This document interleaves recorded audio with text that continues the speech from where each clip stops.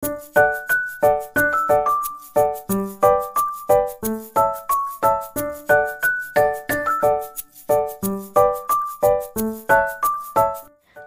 আলাইকুম everyone, welcome back to সুমাই video মান ব্লগ। আশা করছি সবাই ভালো আছেন, আমরাও আলহামদুলিল্লাহ ভালো আছি। তো চলে এসেছি নতুন আরেকটা ব্লগ নিয়ে। আশা করছি ভিডিওটা আপনাদের ভালো লাগবে।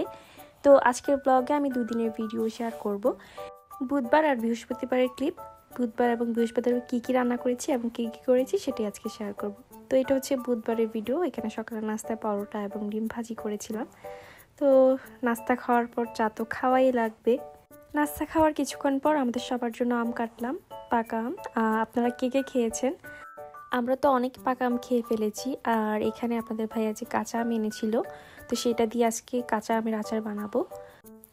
আমগুলো যতটা কাঁচা ভেবেছিলাম ততটা কাঁচা ছিল না, কিছুটা পাকা ছিল। তো এখানে আমি কালো সর্ষে, তারপরে পাঁচফোড়ন, কিছুটা আদা রসুন নিয়েছি আর কাঁচামরিচ কুচি নিয়েছি। আপনারা চাইলে সাদা সর্ষেটাও নিতে পারেন। তো সবগুলো এখন ব্লেন্ড করে নেব, শুধুমাত্র কাঁচামরিচ ছাড়া। আর এটা ব্লেন্ড করব ভিনিগার দিয়ে, একটু পানি দেওয়া যাবে না।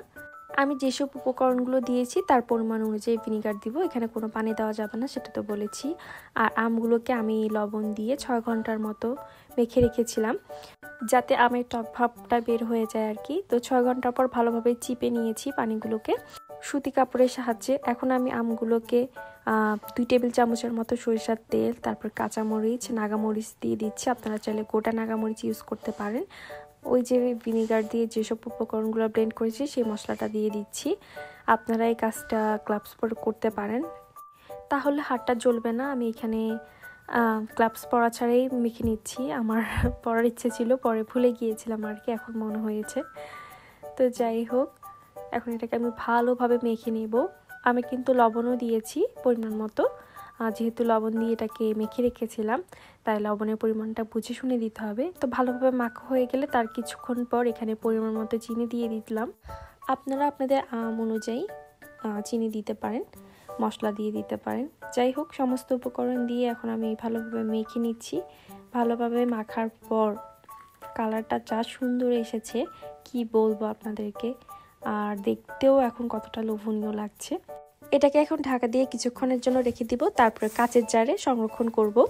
আপনারা কাচের জারে রাখার আগে কাচের জারটাকে ভালোভাবে গরম পানিতে ফুটিয়ে নিতে পারেন, তাহলে আচারটা সহজে নষ্ট হবে না আর কি। আর বিশেষ করে এই আচারটা বানানোর কারণ হচ্ছে এটা খুব তাড়াতাড়ি খাওয়া হয়ে যাবে। আর ওই আচারগুলো বানাতে আমি পারিও না, আর আমার কাছে ভালো লাগে না এতটা খেতে। যদি মজা হয় কারোটা তাহলে আমি খাই আর। এই আচারটা খাওয়ার উপযোগী হবে 7 দিন পর। আর আমি এটাকে একদিনের মতো বাইরে রেখে তারপরের দিন ফ্রিজে রেখেছি। আসলে আমি যার ভিডিও দেখেছিলাম তিনি বলেননি যেটা বাইরে রাখতে হবে কিনা বা ফ্রিজে সংরক্ষণ করতে হবে কিনা, কিভাবে রাখলে ভালো হবে। আর এখানে যেহেতু অনেক বেশি গরম, তাই আমি ফ্রিজে রেখে দিয়েছি। আর আজকে রান্না করব দুপুরের জন্য হাড় চিকেন দিয়ে ছড়া। তাই এখানে আমি আদা রসুন টমেটো পেঁয়াজ এগুলোকে ব্লেন্ড করে নিয়েছি, আমি মেখে আজকে রান্না করব। বাটা মশলাগুলোকে দেওয়ার পর আমি এখানে গুঁড়া মশলাগুলোকে দিয়ে দিব। সমস্ত উপকরণ দিয়ে ভালোভাবে মেখে নেব। তো মশলাগুলো তো জানেনই কী কী দিতে হয়, ধনিয়া জিরা হলুদ মরিচ। আমি এখানে একটু মাংসের মশলাও ইউজ করেছি। বাটা মশলা গুঁড়া মশলা দিয়ে আমি এটাকে এখন ভালোভাবে মেখে নেব। শুধুমাত্র তেল দিব না, এখন তেলটা আমি পরে দিব। আমি এটাকে কষিয়ে নেব ভালোভাবে মেখে, তারপরে চুলায় তেল পেঁয়াজ দিয়ে। এখানে আমি গরম মশলাও দিইনি, তো লবণটাও অ্যাড করে দিলাম। আর রান্না করতে করতে আপনাদের সাথে একটা বিষয় শেয়ার করি।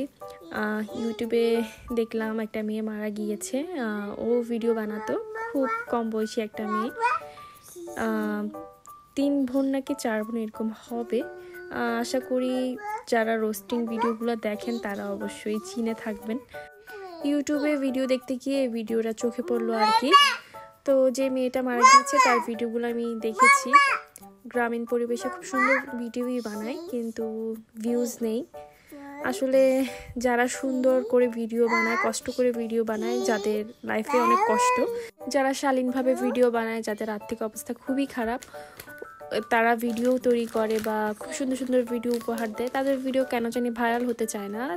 যত আজে বাজে নোংরা ভিডিওগুলো আছে সেসব ভিডিওগুলোই মানুষ বেশি দেখে। যারা গুছিয়ে গাছিয়ে সুন্দর ভিডিও উপহার দেয় তাদের ভিডিওগুলোই দেখা হয় না, তাদের ভিডিওগুলোই চাপা পড়ে যায়। তো যাদের চ্যানেলে মনিটাইজ আছে তাদেরকে অনেক রিকোয়েস্ট করব, আপনারা বেছে বেছে এমন মানুষের চ্যানেলগুলো প্রমোট করবেন যারা সত্যিকারে আর্থিক কষ্টে আছে, যাদের দুঃখ কষ্টগুলো বেশি। তো ওই ধরনের চ্যানেলগুলোকে সাপোর্ট করবেন একটু বেশি করে, দয়া করে একটু প্রমোট করে দিবেন ওই আপুগুলাকে বা ওই চ্যানেলগুলোকে, ছোট চ্যানেলগুলোকে। সবার চ্যানেল আবার করবেন না, কারণ ইউটিউবে চ্যানেল দাঁড়া করানো খুবই কষ্টের ব্যাপার। তো সেটা যদি কেউ সহজে পেয়ে যায় এটাও একটা সমস্যা। যারা অনেক দিন ধরে সুন্দর ভিডিও উপস্থাপন করছে তাদের চ্যানেলগুলোকে উঠানোর চেষ্টা করবেন বা প্রমোট করার চেষ্টা করবেন। তো মেয়েটার জন্য আসলে অনেক খারাপ লাগছে। আপনার সাথে কথা বলতে বলতে আমি ছড়া দিয়ে মাংস রান্না করে ফেলেছি। কেমন হয়েছে কালারটা অবশ্যই আমাকে জানাবেন। আর অনেক মজা হয়েছিল। আমি ছড়াগুলোকে ভেজে নিয়েছি আগে। তো যা বলছিলাম, তো মেয়েটার ভিডিওগুলো দেখে অনেক খারাপ লাগলো। তো জানতে পারলাম আর কি যে আর্থিক অবস্থা আবার অনেক বিষয় আছে, তো সেগুলো আর বললাম না, এগুলো বাদ দিই। মেয়েটা তার পরিবারকে একটু ভালো রাখার জন্য অনেক কষ্ট করেছিল। প্রত্যেকটা মানুষের জীবনে কোনো না কোনো দুঃখ কষ্ট লেগেই আছে বা আছেই। কষ্ট ছাড়া মনে হয় কোনো মানুষ এই পৃথিবীতে নাই। হয়তো বা আমরা অনেকেরটা জানি বা অনেকেরটা জানতে পারি না। ইনশাল্লাহ আমারও ইচ্ছা আছে, যদি আমার চ্যানেলটা গ্রো আপ হয় অবশ্যই আমি ওই ধরনের কিছু মানুষকে প্রমোট করব। তো যাই হোক, এখানে আমি নাস্তা করছিলাম, নুডলস রান্না করেছিলাম বিকালের নাস্তায়। এটা হচ্ছে বৃহস্পতিবারের ব্লগ। এখানে আমি পুঁই শাক, আর সবাইকে জুম্মা মোবারক। তো আমার ছোট্ট বারান্দায় এখানে টবে কিছু গাছ লাগানো হয়েছে, পুঁই শাক, মরিচ গাছ। তো সেখানে কিছু পাতা বের হয়েছে, এগুলো তুলে নিচ্ছি, এগুলোকে সোফিয়াকে খাওয়াবো। এই যে মাশাআল্লাহ অনেকটুকুই হয়েছে, এগুলাকে এখন রান্না করে সোফিয়াকে দিব।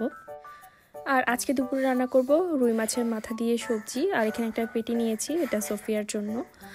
আমার কাছে মনে হয় কোনো মেয়ে যদি শালীনভাবে ভদ্রতা সহিত কোনো কাজ করতে চায় বা ইনকাম করতে চায়, নিজের পায়ে দাঁড়াতে চায়, তাদেরকে সাপোর্ট করা উচিত। ঘরের কোণে বসে রান্না বান্না, তারপরে সেলাই শেখানো বা যে কাজে পারদর্শী সে কাজ দেখানো বা শেখানো, পরিবারের মানুষগুলোরও সাপোর্ট করা উচিত। আর যদি অনলাইনে করে সেক্ষেত্রে আমাদেরও উচিত সে ভালো ভিডিওগুলো দেখা, সাপোর্ট করা। আর এখন যে সময়টা চলছে এই সময় আমি দেখতে পাচ্ছি যে কোনো মেয়ে বসে নেই, কোনো না কোনো কাজে নিয়োজিত। বিশেষ করে অনলাইনে মেয়েরা এখন অনেক দূর এগিয়ে যাচ্ছে বিভিন্ন কাজে। আসলে সময়টা এখন এমন, আর্থিকভাবে যদি আপনি সবল না থাকেন তেমন মূল্যায়ন পাবেন না, আত্মীয় স্বজন হোক, পরিবার হোক বা অন্যান্য কর্মক্ষেত্র বা অন্যান্য জায়গায়। আর এগুলোর জন্য আমরাই দেই। আমরা যদি সব মানুষকে সমানভাবে মূল্যায়ন করতাম তাহলে আর এগুলো হতো না। আর আজকে আপনাদের সাথে অনেক কথা বলে ফেলেছি। আপনাদের সাথে কথা বলতে বলতে আমি মাছের মাথাটা ভেজে তুলে নিয়েছি। এখন আমি এখানে পেঁয়াজ, টমেটো, আদা রসুনের পেস্ট দিয়ে কিছুক্ষণ কষিয়ে নেব। আর আজকে আমি গুঁড়া মশলাগুলোকে পরে দিব আর কি। এখন আমি এখানের মধ্যে দিয়ে দিব কেটে রাখা সবজিগুলো। সবজি মধ্যে আছে বরবটি, বেগুন, আলু, এগুলো দিয়ে আজকে মাছের মাথাটা রান্না করব। বাসায় অন্যান্য সবজিও আছে, তবে আমার কাছে মনে হচ্ছে যে এগুলো দিয়ে রান্না করলে বেশি ভালো লাগবে। এখন আমি সবগুলো সবজিকে ভালোভাবে কষিয়ে নেব তেলের মধ্যে কিছুক্ষণ। আর আজকে আমি বয়স দিতে এত কষ্ট করছি কি বলবো। আপনাদের সোফিয়া আজকে চিল্লাচ্ছে অনেক, ওর বাবা বাসায় নেই তাই। আর এখানে আমি হলুদ, মরিচ, সামান্য ধনিয়া জিরা এগুলো দিয়ে দিয়েছি। এখন ভালোভাবে কষিয়ে নেব। ভালো মাছকে এভাবেই বানাই, কেমন লাগে দেখি। সবসময় তো একই রকম বানানো হয়, সমস্ত মশলা তেলের মধ্যে কষিয়ে তারপরে সবজি দিই। তো আজকে ভাবলাম সব কিছু আগে ফ্রাই করে নিব, তারপরে মশলা দিব। তো এই তো আমার সবজিটা কষানো হয়ে গিয়েছে। এখন আমি এখানে পরিমাণ মতো ঝোলের পানি অ্যাড করব আর লবণ দিয়ে দিচ্ছি। ও অফ ক্যামেরায় আমি ঝোলের পানিও দিয়ে দিয়েছি। অফ ক্যামেরায় আমি রান্নাটা করে নিয়েছি, আমার সময় হচ্ছিল না। সোফিয়া ঘুম থেকে উঠে গিয়েছিল, তাই তাড়াহুড়ো করে আমি রান্নাটা করে নিয়েছি। আর এখান দিয়ে রান্নাটা শেষ হওয়ার পর আমি ধনেপাতা কুচি দিয়ে দিচ্ছি। খুবই ভালো হয়েছিল খেতে তরকারিটা। আর সাদা পাতিলের তরকারি রান্না করলে বা মাছ ভাজলে কালো দেখায়, তো এখানে কালারটা তেমন একটা বোঝা যাচ্ছিল না, পরে খুব সুন্দর একটা কালার এসেছে। আর এই তো অনেকগুলো ধনেপাতা নিয়ে এসেছে, আর ধনেপাতাগুলো অনেক কচি পাতা ছিল, তাই ভাবলাম এগুলাকে একবারে কেটে তারপর পরিষ্কার করে নেব। একটা একটা বাছতে অনেক সময় লাগবে। তো আমি গোড়া সাইডটা সবগুলো একসাথে কেটে তারপরে একটা একটা করে বেছে রেখে দিয়েছি একটা বক্সে। এই তো। আর আমি উপর দিয়ে আরেকটা টিস্যু দিয়ে দিব যাতে ভেজা ভাব না থাকে। আর এই যে তরকারির ফাইনাল লুক। সবাইকে আল্লাহ হাফেজ, আসসালামু আলাইকুম। দেখা হবে নেক্সট ভিডিওতে। আর আমার ভিডিওটা কেমন লেগেছে অবশ্যই আমাকে কমেন্টে জানাবেন। যদি ভালো লেগে থাকে অবশ্যই চ্যানেলটি সাবস্ক্রাইব করবেন।